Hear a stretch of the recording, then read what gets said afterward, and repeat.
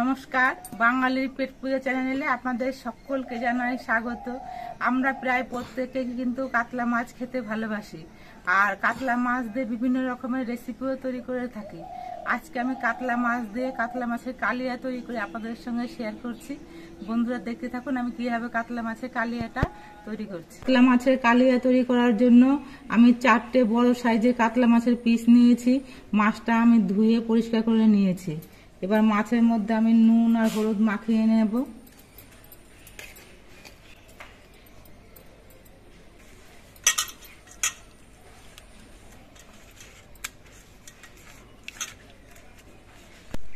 কাতলা মাছের কালিয়াটি রান্না করার জন্য কিছু মশলাও আমি পেস্ট করে নিয়েছি।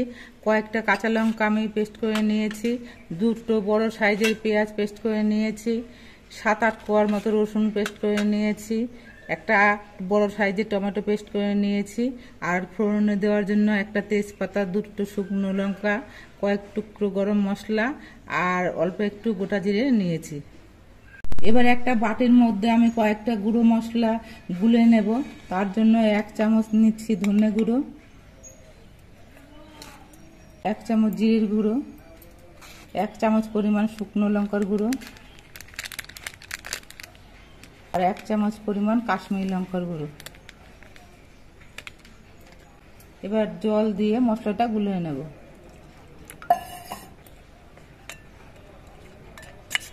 কাতলা মাছের কালিয়াটা রান্না করার জন্য অল্প করে একটু টক দই লাগবে। তার জন্য একটা বাটির মধ্যে আমি 2 চামচ পরিমাণ টক দই নিয়েছি। এই টক দইটা আমি চামচের সাহায্যে ফেটিয়ে নিচ্ছি। প্রথমে মাছগুলো ভেজে নিতে হবে। তার জন্য কড়াইটা গরম করে নিয়েছি। এবার কড়াইতে দিয়ে দিচ্ছি সর্ষের তেল।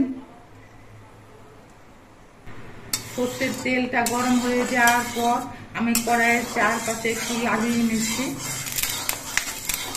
এবার তেলের মধ্যে দিয়ে মাছগুলো ভেজে নেব।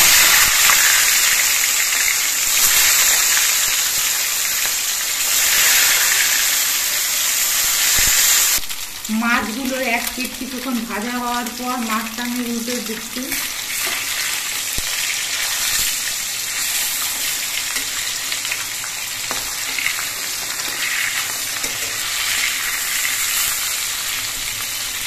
মাছগুলোর 2 পিঠি আমি ভেজে নিয়েছি। মাছগুলো কিন্তু খুব কড়া করে ভাজার প্রয়োজন নেই, মাঝারিভাবে মাছগুলো ভেজে নিয়ে আমি নামিয়ে নিচ্ছি।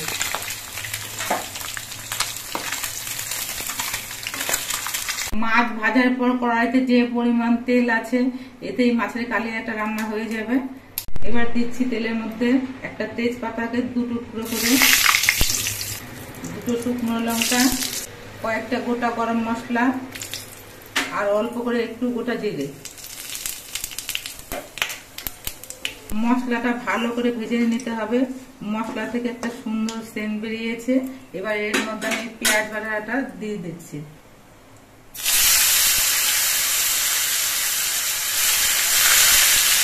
পেঁয়াজ বাটাটা আমি 2-3 মিনিটের মতো ভেজে নিয়েছি। এবার এর মধ্যে আমি রসুন বাটা দিচ্ছি। এবার এই রসুন বাটা দিয়ে পেঁয়াজ আর রসুন দুটোই বেশ ভালো মতো ভেজে নিতে হবে, যাতে পেঁয়াজ রসুনের মধ্যে কোনো কাঁচা গন্ধ না থাকে। পেঁয়াজ আর রসুন বাটাটা লালচে রং ধরিয়ে ভেজে নিয়েছি। পেঁয়াজ রসুনের একটা সুন্দর সেন্ট বেরিয়েছে। এবার এর মধ্যে আমি কাঁচা লঙ্কা বাটা দিচ্ছি, দিয়ে দিচ্ছি টমেটো বাটা। এবার এর মধ্যে দিয়ে দিচ্ছি 1 চামচ হলুদের গুঁড়ো। এবার দিয়ে দিচ্ছি গুলে নেওয়া মশলাটা। এবার সব মশলা একসঙ্গে বেশ কিছুক্ষণ কষিয়ে নিতে হবে। এবার এর মধ্যে দিচ্ছি পরিমাণ মতো নুন।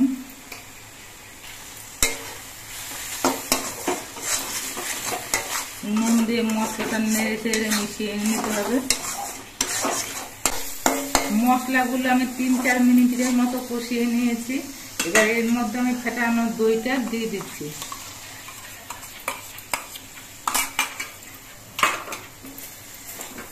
দই দিয়ে আস্তে আস্তে জাল দিতে হবে, কিন্তু এখানে গ্যাসের ফ্লেমটা কমিয়ে দিতে হবে। টক দই দেওয়া হয়েছে, টমেটো পেস্ট দেওয়া হয়েছে। কালিয়াটাতে যাতে কোনো টক ভাব না হয় তার জন্য অল্প একটু চিনি দিয়ে দিচ্ছি। মশলাগুলো আরো বেশ কিছুক্ষণ কষিয়ে নিতে হবে। মশলাগুলো বেশ কিছুক্ষণ কষিয়ে নেওয়ার পর মশলা থেকে তেল ছেড়ে দিয়েছে। এবার এর মধ্যে আমি অল্প করে ঝোল দিচ্ছি।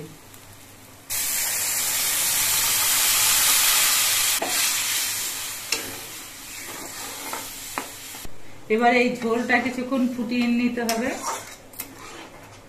ঝোলটা একটু ফুটে ওঠার পর এর মধ্যে ভাজা মাছগুলো দিয়ে দিচ্ছি।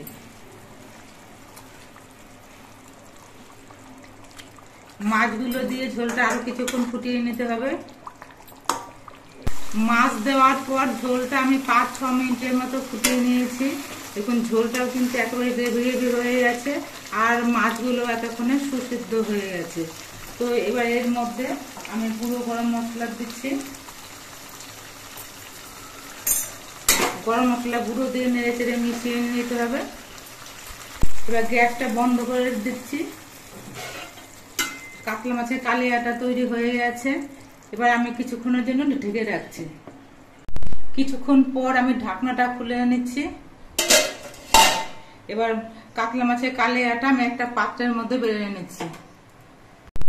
দেখুন কাতলা মাছের কালিয়াটা দেখতে কত সুন্দর হয়েছে আর কত লোভনীয় হয়েছে। গরম গরম ভাতের সঙ্গে কিন্তু এরকম কাতলা মাছের কালিয়া হলে পরে আর কিছুই লাগে না।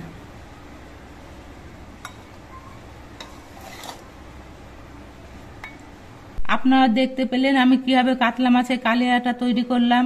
এভাবে কাতলা মাছের কালিয়া তৈরি করলে খেতে কিন্তু অত্যন্ত টেস্টি হয়। বন্ধুরা একদিন এইভাবে তৈরি করে খেয়ে দেখবেন, খুব ভালো লাগবে। আর আমাদের ভিডিওটা আপনাদের কেমন লাগলো, যদি ভালো লাগে ভিডিওটিতে একটি লাইক, আর নতুন বন্ধু হলে চ্যানেলটিকে সাবস্ক্রাইব করে দেবেন। সকলে সুস্থ থাকবেন, ভালো থাকবেন।